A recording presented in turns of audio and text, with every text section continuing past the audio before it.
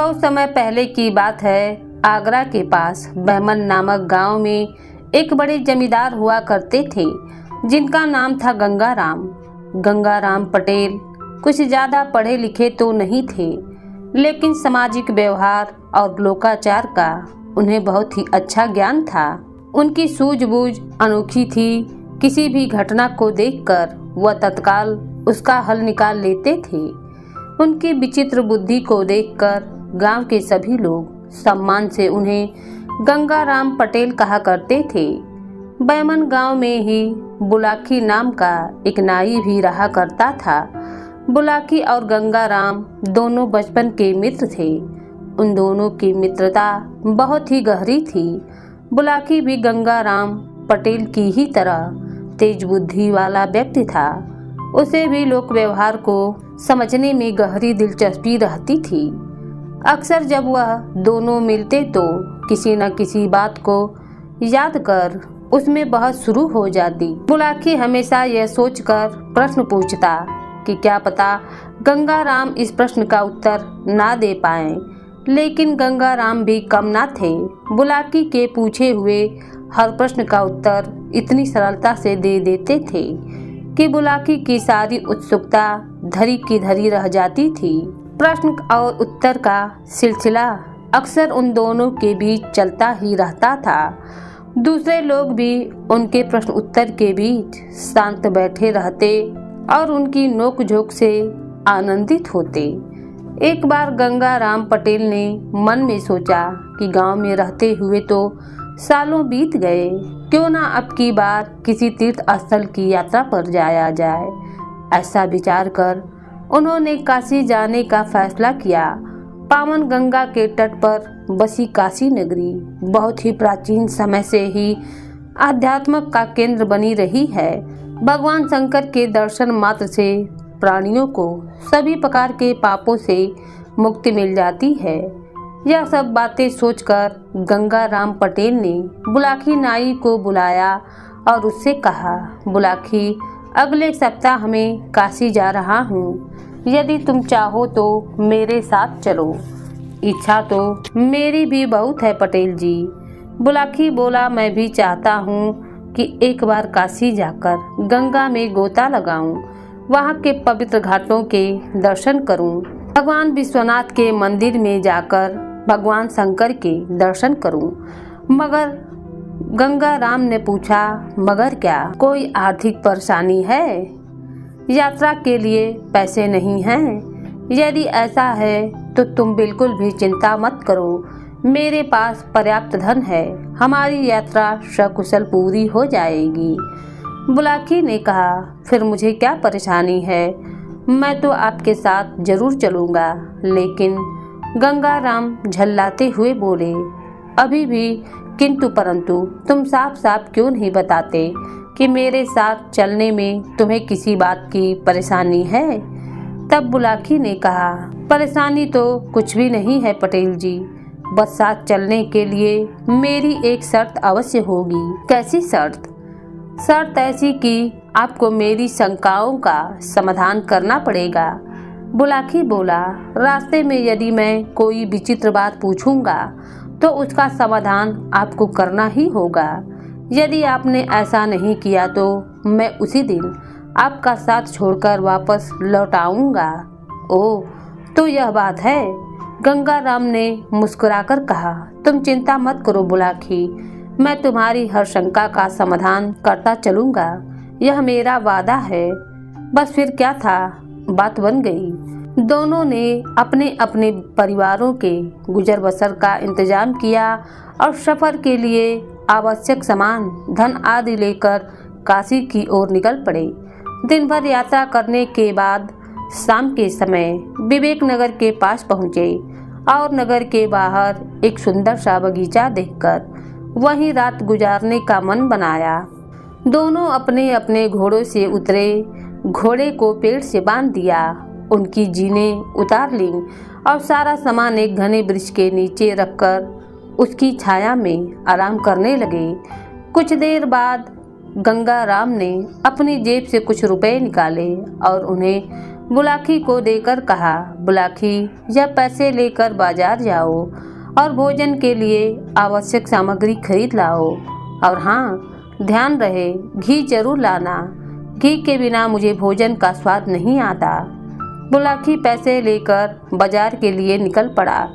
उसने पसेरी की दुकान से आटा, चावल, मसाले, घी आदि खरीदा और वापस लौटने लगा। बाजार से गुजरते हुए अचानक उसने एक विचित्र दृश्य देखा। उसने देखा कि एक स्त्री पालकी पर बैठी हुई है और 3 कहार और एक राजपुरुष उस पालकी को अपने कंधों पर उठाए चले जा रहे हैं। एक राजपुरुष किसी स्त्री की पालकी ढोए या देखकर बुलाकी की उत्सुकता अपने चरम सीमा पर जा पहुंची। वह जल्दी जल्दी कदम रखते हुए बगीचे तक जा पहुंचा और गंगा राम के सामने सारा सामान रखता हुआ बोला, पटेल जी, अभी कुछ देर पहले मैंने बाजार में एक विचित्र दृश्य देखा है। उसे देखकर मेरी उत्सुकता बढ़ गई है। मैं चाहता हूँ कि आप उसका रहस्य खोलकर मेरी उत्सुकता शांत करें। यह कहकर बुलाकी रास्ते में जो कुछ देखा था वह सारा सब गंगा राम को बता दिया। बुलाकी के मुंह से यह सब जानकर पटेल ने कहा, बुलाकी, इतना व्याकुल मत हो। मैं तुम्हें इस रहस्य के बारे में जरूर बताऊंगा, पर अभी नहीं। पहले भोजन बनाकर अपनी भूख मिटाएंगे, फिर रात को सोने से पहले मैं तुम्हें पालकी में बैठी उस स्त्री एवं उसकी पालकी को ढोते हुए राजपुरुष के विषय में बताऊंगा। अनमने भाव से बुलाकी ने अपना सिर हिलाकर अपनी सहमति दे दी। फिर वह दोनों भोजन की तैयारियों में व्यस्त हो गए। भोजन के बाद जब गंगा राम अपने बिस्तर पर लेट गए तो बुलाकी ने उनके लिए हुक्का तैयार किया। गंगा राम ने हुक्का गुड़गुड़ाते हुए बुलाकी से कहा, हाँ तो बोलो बुलाकी, अब तुम सुनो उस राजपुरुष और पालकी में बैठी उस स्त्री के विषय में। पर सावधान, ध्यान पूर्वक सुनते रहना और बीच बीच में भी हुंकार भी भरते रहना, जिससे कि मैं यह जान सकूं कि तू सचमुच ही गंभीरता पूर्वक मेरे द्वारा कहे हुए शब्दों को सुन रहा है। तूने हुंकार देना बंद किया तो मैं कहानी बीच में ही अधूरी छोड़कर सो जाऊंगा। मैं जगाता रहूंगा पटेल जी। बुलाकी बोला, आप कहना तो शुरू कीजिए। यह कहकर बुलाकी नाई ने गंगा राम पटेल के पांव दबाने शुरू कर दिए। गंगा राम पटेल ने कहना आरंभ शुरू किया कि आज बाजार में तुमने जिस स्त्री को पालकी में बैठे देखा था वह इस नगर की महारानी थी। उनका नाम है श्यामा देवी। जो राजपुरुष उसकी पालकी को कहारों के साथ अपने कंधे पर ढोकर ले जा रहा था वह इस नगर का राजा विष्णुदत्त था। अब तुम यह पूछोगे कि राजा को अपनी रानी को अपने कंधों पर ढोकर ले जाने की क्या जरूरत पड़ गई, तो इसके पीछे एक लंबी कहानी है। क्या तुम उस कहानी को सुनना पसंद करोगे? बुलाकी ने कहा, अवश्य, आप मुझे शुरू से इसकी पूरी कहानी सुनाएं। तो ठीक है, फिर से सुनो, गंगा राम पटेल बोले और कहानी की शुरुआत करने लगे। बुलाकी इस नगर के राजा की 3 रानियां हैं, जिसमें से बड़ी रानी का नाम श्यामा देवी, मझली रानी का नाम ज्ञानवती तथा सबसे छोटी रानी का नाम सोमवती है। राजा विष्णुदत्त के पास भगवान का दिया सब कुछ था। उन्हें किसी बात की कमी ना थी, किंतु कोई संतान नहीं होने का दुख उन्हें रह रहकर कचोट रहा था। संतान की इच्छा से ही राजा ने 3 विवाह किए थे, लेकिन उन्हें उनकी किसी भी पत्नी से संतान का सुख नहीं मिला। राजा विष्णुदत्त इसी चिंता में घुलते रहते थे कि उनके बाद उनके राज्य का क्या होगा।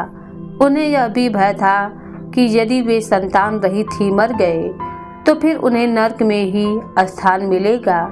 राजा को सबसे अधिक प्रिय रानियों में से अपनी बड़ी रानी श्यामा देवी थीं। राजा हर बात में उनसे ही विचार विमर्श करते थे। इसी कारण राजा की दोनों छोटी रानियां श्यामा देवी से ईर्ष्या रखती थीं। वह मन ही मन उनसे जलने लगी। लेकिन राजा के सामने श्यामा देवी की कोई बुराई नहीं कर पाती थी। परमात्मा सच्चे हृदय से की गई प्रार्थना को एक न एक दिन स्वीकार जरूर करते हैं। राजा विष्णुदत्त के साथ भी ऐसा ही हुआ। एक दिन ईश्वर ने उनकी प्रार्थना स्वीकार कर ली। बड़ी रानी श्यामा देवी को गर्भ ठहर गया। यह जानकर राजा को बहुत प्रसन्नता हुई, किंतु उनकी दोनों छोटी रानियां जलन से जल उठीं। उन्हें यह भय सताने लगा कि अब राजा की नज़रों में श्यामा देवी का सम्मान और भी अधिक बढ़ जाएगा और उन्हें कोई पूछेगा भी नहीं। ईर्ष्या की इस भावना से प्रेरित होकर दोनों छोटी रानियां श्यामा देवी के प्रति एक षड्यंत्र बुनने में लग गईं। मझली रानी ने छोटी रानी से कहा, यदि श्यामा देवी की संतान पैदा हो गई तो अपना बेड़ा कैसे पार होगा। राजा पहले से ही उस पर विशेष ध्यान देते हैं, उसकी हर इच्छा को तत्काल पूरा करवा देते हैं। संतान हो जाने पर तो वे उस पर जान छिड़कने लगेंगे। हमारे कच्छ में तो वह अब भी कभार ही आते हैं। संतान प्राप्ति के बाद तो वे हमारे पास बिल्कुल ही आना छोड़ देंगे। हमारी हालात तो महल की किसी दासी से भी गई गुजरी हो जाएगी। ठीक कहती हो बहन, ज्ञानवती छोटी रानी ने आह भरते हुए कहा। मैं तो अपने भविष्य को लेकर बहुत चिंतित हूँ। सोचती हूँ राजा की उपेक्षा का शिकार बनने से पहले ही राजमहल छोड़कर अपने मायके चली जाऊं तो ठीक होगा। तुम्हारे मायके चले जाने से क्या होगा, इस समस्या का हल निकल आएगा। मेरी मानो तो यहीं जमी रहो और मेरे साथ मिलकर इस स्थिति का दृढ़तापूर्वक सामना करो। सुनो, इस समस्या का एक निदान मेरे मन में है। तुम साथ दो तो हम दोनों राजा की नज़रों में फिर से सम्मान और प्यार प्राप्त कर सकते हैं। वह कैसे? बड़ी रानी का राज्य से निष्कासन करवाकर मझली रानी ने सरगोशी करते हुए बताया, यदि किसी तरह श्यामा नाम का यह कांटा दूर हो जाए तो राजा फिर से हमें प्यार और सम्मान देना शुरू कर देंगे। हमारी खोई हुई प्रतिष्ठा हमें फिर से मिल जाएगी। पर यह संभव कैसे होगा? होगा सोमवती, जरूर होगा। तुम बस देखती जाओ। यह कहकर ज्ञानवती धीरे धीरे अपनी योजना समझाने लगी। योजना के अंतर्गत एक दिन दोनों रानियों ने राजपुरोहित को अपने कक्ष में बुलवाया। उन दोनों ने राजपुरोहित का भरपूर स्वागत सत्कार किया। उन्हें स्वादिष्ट व्यंजन खिलाए। भोजन करके जब पुरोहित तृप्त हो गया तब मझली रानी ने अपना मंतव्य उसे बताया। उसका मंतव्य जानकर पुरोहित भय से कांप उठा। उसने कहा, मैं इस जघन्य कार्य में आप लोगों का साथ नहीं दूंगा। इतनी मुद्दतों के बाद तो हमारे राजा की इच्छा पूरी होने जा रही है। मैंने अगर इसमें व्यवधान डाला तो मुझे नरक में भी जगह नहीं मिलेगी। बाद में जब राजा के लोगों को इस बात का ज्ञान होगा तो हर जगह मेरा अपमान होगा। लोग मुझ पर थूकेंगे और मुझे देशद्रोही करार दे देंगे। मैं राजा की नज़रों में ही गिर जाऊंगा। हो सकता है राजा क्रोध में आकर मेरा वध करने का आदेश भी दे दें। मुझे तो आप लोग माफ़ ही कर दीजिए। मैं इस कार्य में शामिल नहीं हो सकता। बात बिगड़ती देख मझली रानी ने पासा फेंक दिया। राजपुरोहित जी, घबराइए नहीं। आज की दुनिया में सबसे बड़ी चीज़ है धन। इस काम के बदले हम आपको इतना धन देंगे कि फिर आपको राजा की नौकरी की आवश्यकता पड़ ही नहीं सकती। और आप तो स्वयं ही समझदार हैं। धन लेकर किसी दूसरे राज्य में चले जाना। आप और आपके शेष परिवार का जीवन बड़े सुख से व्यतीत होगा। राजपुरोहित लालच में फंस गया। रानी से 1 लाख सोने की मोहरें लेकर वह उनके षड्यंत्र में शामिल हो गया। अगले दिन जब राजा विष्णुदत्त अपने दरबार में बैठा हुआ था तो राजपुरोहित उसके पास पहुंचा। उसके चेहरे पर चिंता के भाव थे। उसे चिंतित देखकर राजा ने उनसे पूछा, राजपुरोहित जी, क्या बात है? आप बहुत गंभीर और चिंतित नजर आ रहे हैं। क्या बताऊं महाराज? राजपुरोहित ने उदास स्वर में कहा। बात ही चिंता की है, कुछ हमें भी तो बताइए। हो सकता है हम आपकी चिंता का निवारण कर सकें। राजा ने कहा। राजपुरोहित बोला, महाराज, मेरी चिंता का विषय आपके परिवार को लेकर ही है।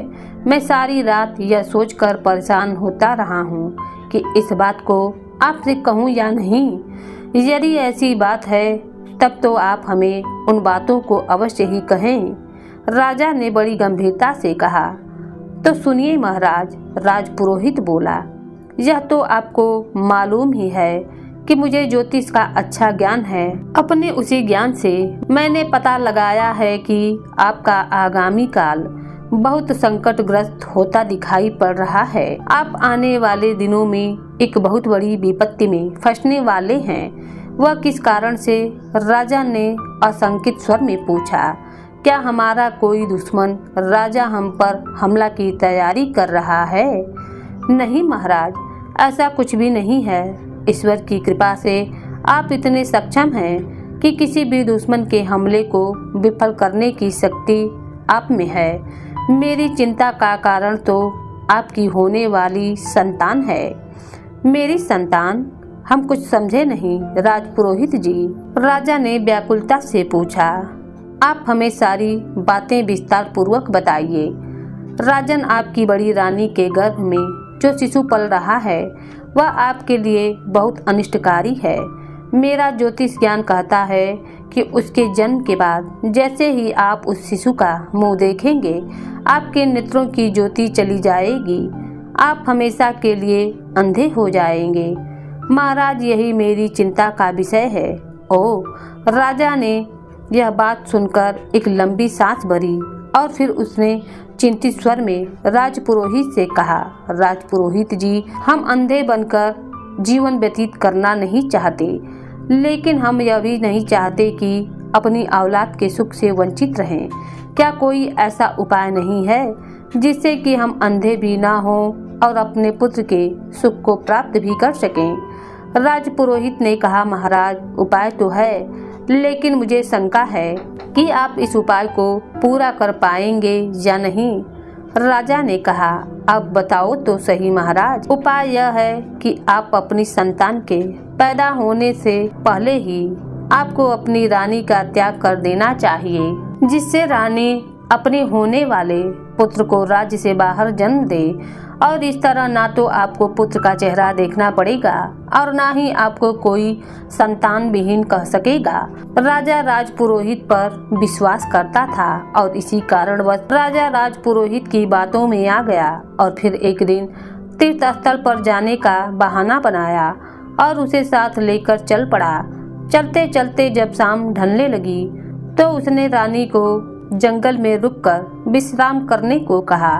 लगभग आधी रात के आसपास अपनी रानी को उस घने जंगल में अकेला छोड़ राजा भाग गया और उनके पास अपना एक पत्र छोड़ दिया जिसमें लिखा था कि अब तुम पूरी तरह आजाद हो और जहां मर्जी हो जा सकती हो। सुबह जब रानी की आंखें खुली तो खुद को अकेला पाकर वह बहुत भयभीत हो गई और रोने लगी। राजा का नाम लेकर जोर से पुकारने लगी, मगर राजा तो उसे छोड़कर भाग चुका था, तो वापस कहां से आता।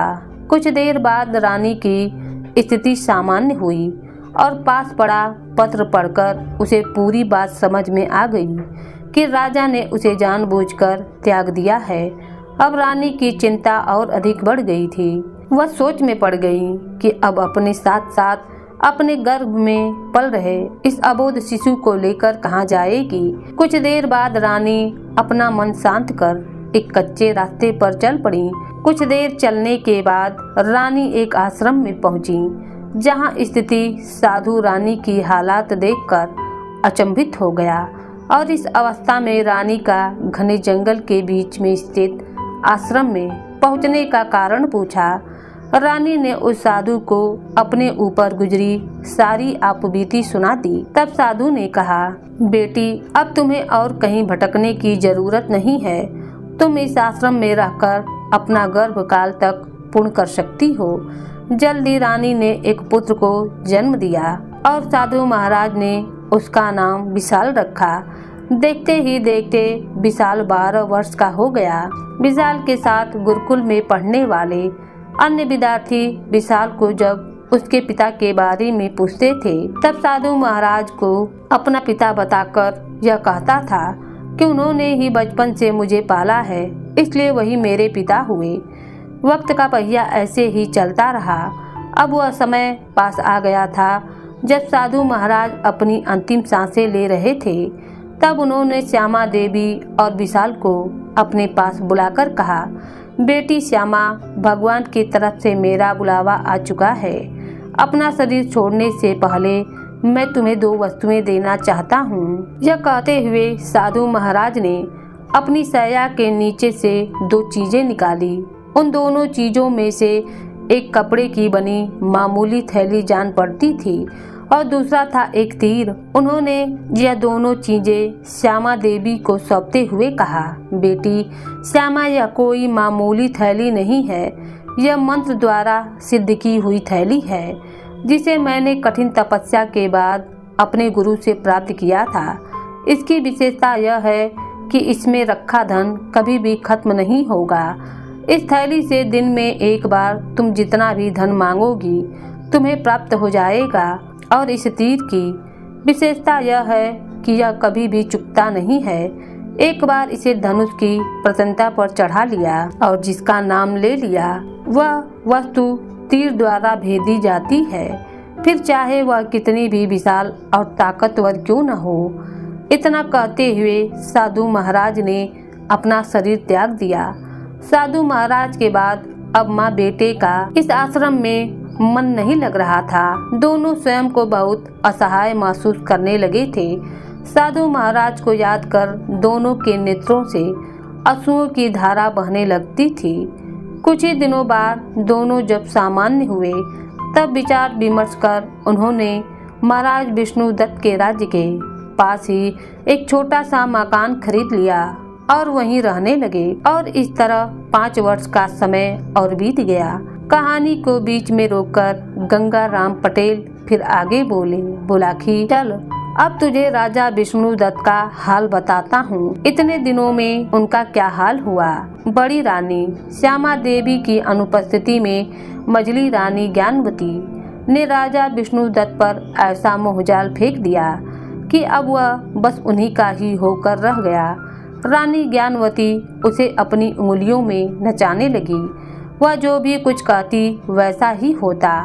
राजा का यह हाल हो गया कि अब राजा राज्य कार्यों में हिस्सा नहीं लेता था। राज्य की सारी जिम्मेदारियां मंत्रियों पर आ टिकी थीं। राजा जैसे सब कुछ त्याग कर सिर्फ ज्ञानवती के कच्छ में ही पड़ा रहता था। इस बीच छोटी रानी सोमवती बिल्कुल अकेली पड़ गई। राजा द्वारा उपेक्षा किए जाने से वह मन ही मन कुढ़ती रहती थी। राजा द्वारा की जा रही उपेक्षा से जब सोमवती का सब्र टूट गया तो उसकी नजदीकियां राज्य के रक्षा मंत्री के साथ बढ़ गईं और रक्षा मंत्री को राजमहल की बहुत सी अंदर की बातें पता चल गई थी। राज्य का रक्षा मंत्री भी एक महत्वाकांक्षी व्यक्ति था। रानी का सहयोग साथ देखकर उसने राज्य को हथियाने का मन बना लिया। रक्षा मंत्री ने पड़ोसी राज्य के राजा के पास अपना गुप्त संदेश भेजा और भेजते हुए राज्य पर हमला करने का न्योता दिया और मदद स्वरूप अपनी सेना को सही मौका देखकर हथियार डालने का विश्वास भी दे दिया। इस प्रकार विष्णुदत्त का राज्य शीघ्र ही उसके पड़ोसी राजा के कब्जे में आ जाएगा और इस तरह वे दोनों राज्य को आधा आधा बांट लेंगे। रक्षा मंत्री का यह प्रस्ताव देखकर पड़ोसी राजा ने उसका प्रस्ताव खुशी खुशी स्वीकार कर लिया और सही समय देखकर विष्णुदत्त के राज्य पर हमला कर दिया। हमेशा की तरह राजा विष्णुदत्त उस समय अपने महल में रानी ज्ञानवती के साथ कच्छ में भोग विलास में मग्न थे। तभी हाँफता हुआ एक प्रहरी आकर राजा को सूचना दिया कि दुश्मन राज्य ने उन पर हमला कर दिया है। यह सुनकर राजा कुछ ही क्षणों के लिए भौचक्का रह गया और फिर खुद को संभालते हुए तुरंत ही उठकर बाहर की ओर भागता हुआ शत्रुओं से लोहा लेने की तैयारी करने लगा। आनन फानन में राजा सेना को युद्ध के लिए तैयार होने का आदेश भी दे दिया। दोनों राजाओं के बीच भीषण युद्ध हुआ। बहुत मारकाट के बाद उनकी योजना के अनुसार रक्षा मंत्री ने जाकर राजा के सेनापति से कहा, सेनापति, क्यों व्यर्थ में अपने सैनिकों को मरवा रहे हो? दुश्मन की सेना बहुत बड़ी है, उनके पास हमसे अच्छे हथियार हैं। उचित यही है कि सेना को हथियार डालने का आदेश दे दो। नहीं मंत्री जी, मैं एक सैनिक हूँ, मर जाऊंगा लेकिन हथियार नहीं डालूंगा। हम सच्चे देशभक्त हैं। शत्रुओं को हमारी लाशों को लांघ कर ही हमारे राज्य में प्रवेश करना होगा। हमारे जीते जी यह असंभव होगा। रक्षा मंत्री ने जब सेनापति की हिम्मत को भांप लिया तब उसने कहा, लेकिन मैं इस राज्य का रक्षा मंत्री हूँ। देश की सारी सेना मेरे अधीन है और मैं तुम्हें आदेश देता हूँ कि जैसा मैं कहता हूँ वैसा ही करूँ। मैं व्यर्थ में राज्य के नौजवानों को मरवाना पसंद नहीं करूँगा।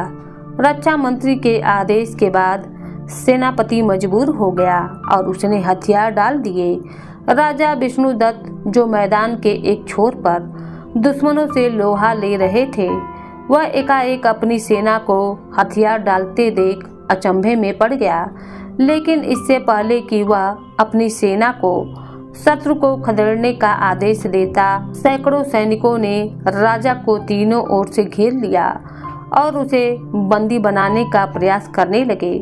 ठीक उसी समय जब वह शत्रु सैनिक राजा बंदी ही बनाने वाले थे, तब तक एक युवक तीर की तरह शत्रु के सैनिकों को चीरता हुआ राजा विष्णुदत्त के पास पहुंचा। जब युवक द्वारा छोड़ा हुआ एक तीर जब 25 सैनिकों को एक साथ ही धराशायी कर वापस आ जाता था, ऐसे ही युवक लगातार तीर चलाता रहा और तीर द्वारा गिराए जा रहे सैनिकों के शव की संख्या बढ़ती जा रही थी। कुछ ही देर बाद यह हल हुआ कि दुश्मन देश के सैनिक आश्चर्य से इस कारनामे को देखकर राजा को कैद में लेने का इरादा छोड़कर खुद अपनी जान बचाने के लिए भाग खड़े हुए। राजा विष्णुदत्त, जिन्हें अभी भी भरोसा नहीं हो रहा था कि जो उन्होंने अपनी आंखों से देखा वह सच है, अब राजा खुद को सचेत करते हुए युवक से पूछे, युवक, तुम कौन हो और यह चमत्कार तुमने कैसे कर दिखाया? राजन, यह सब इसी चमत्कारी तीर के कारण संभव हुआ है। यह तो मात्र कुछ हजार सैनिक थे, अगर इससे कहीं बड़ी सेना भी होती तो यह तीर उन सभी का वध कर देता। कहते हुए युवक ने अपना तीर राजा को दिखाया। राजा उस युवक का बहुत ही आभारी था, अतः उसने कहा, हे युवक, मैं तुम्हारी बहादुरी से बहुत प्रसन्न हूँ। अगर तुम सही समय पर नहीं पहुँचते तो यकीनन शत्रु सैनिक या तो मुझे कैद कर लेते या फिर मेरा वध कर देते। मैं तुम्हारा आभारी हूँ, कृपया मेरे साथ नगर चलो। युवक यह सुनकर प्रसन्नता के साथ उसके साथ नगर के लिए तैयार हो गया। कहानी सुनाते हुए बीच में ही गंगाराम ने कहा, बुलाखी नाई से पूछा, क्या हुआ? तुम समझ गए हो कि वो युवक कौन था? हाँ पटेल जी, विशाल के अलावा और कौन हो सकता था? वह युवक और वह तीर जिससे उसने इतनी विशाल सेना को खत्म कर दिया, उन्हीं साधु महाराज का दिया हुआ तीर था। बिल्कुल ठीक समझे, वह युवक विशाल ही था। अब सुनो आगे की कहानी कहकर गंगाराम पटेल कहानी को आगे बढ़ाते हुए कहने लगा, युवक के आभार से दबा राजा विष्णुदत्त उसे अपने महल में ले आया, जहां उसने युवक का खूब स्वागत सत्कार किया, उसे एक उच्च आसन पर प्रदान किया। फिर पूछा, युवक, अब मुझे अपना नाम बताओ और अपने माता पिता के बारे में बताओ कि कौन है वह और तुम कहाँ रहते हो? युवक ने बताया, राजन, मेरा नाम विशाल है। मैं अपनी माता के साथ आपके नगर के निकट एक बस्ती में रहता हूँ। मेरी माता का नाम श्यामा देवी है। पिता का नाम बताने में मैं असमर्थ हूँ, क्योंकि आज तक मैंने भी उन्हें नहीं देखा और मेरे बार बार आग्रह करने पर भी मेरी माता ने उनका नाम नहीं बतलाया। विशाल के मुंह से श्यामा देवी का नाम सुनकर राजा विष्णुदत्त का कलेजा कुछ पल के लिए धड़क उठा। राजा मन में सोचने लगा कि कहीं इस युवक की माता श्यामा देवी हमारी बड़ी रानी तो नहीं है, जिन्हें गर्भ अवस्था के हालात में राजपुरोहित के कहने पर मैं जंगलों में छोड़ आया था। और यह बहादुर युवक विशाल कहीं मेरा ही पुत्र तो नहीं है, जिसके विषय में राजपुरोहित जी ने भविष्यवाणी की थी। यदि आपने पुत्र का मुख देख लिया तो उसी समय जीवन भर के लिए अंधे हो जाओगे। मन में ऐसा विचार करते हुए राजा ने विशाल से अपनी माता के दर्शन करवाने का आग्रह किया। राजा की बात सुनकर विशाल ने कहा, क्यों नहीं महाराज, यह तो उनका अहोभाग्य होगा कि एक राजा अपनी प्रजा के एक साधारण से नागरिक से मिलने खुद उसके घर जाए। विशाल बहुत ही खुश था और अपने साथ विष्णुदत्त को अपने घर ले गया। राजा ने जो विशाल की माँ श्यामा देवी को अपने सामने देखा तो एक नजर में ही उसे पहचान गया। अचानक उसके मुख से निकला, महारानी श्यामा देवी तुम? श्यामा देवी ने झुककर राजा के चरण छुए और बोली, हाँ महाराज, आपने ठीक पहचाना है। मैं आपके चरणों की दासी वही श्यामा देवी हूँ और यह युवक विशाल आपका ही पुत्र है स्वामी। रानी श्यामा देवी रोने की आवाज लेकर बताती हैं कि यह अभागा एक ऐसा व्यक्ति है जो अभी तक अपने पिता के सुख से वंचित है।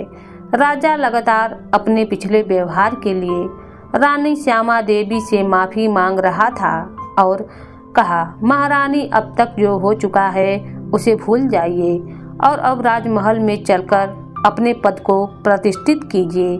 राजा की बात सुनकर श्यामा देवी कुछ बोलना चाह ही रही थी कि उससे पहले विशाल बोल पड़ा, राजन, इतना तो मैं भी जान चुका हूँ कि आप मेरे पिता हैं। किन्हीं कारणों से आपने गर्भ अवस्था में मेरी माता का त्याग कर दिया था।